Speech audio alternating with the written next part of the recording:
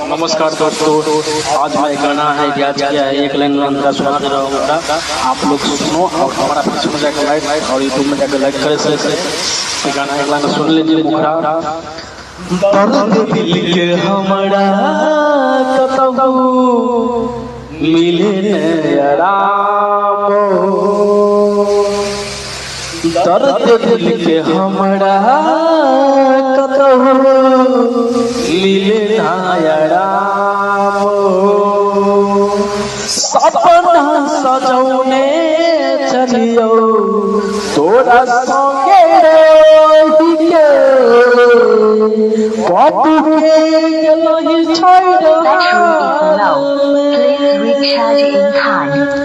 दर्द दिल के हमरा कतहु मिले न आराम, सपना सजौने चलियो तोरा संगे रही के बापू के गेलही छोड़ल में, याद तोरा जब आबै छौ हमरा।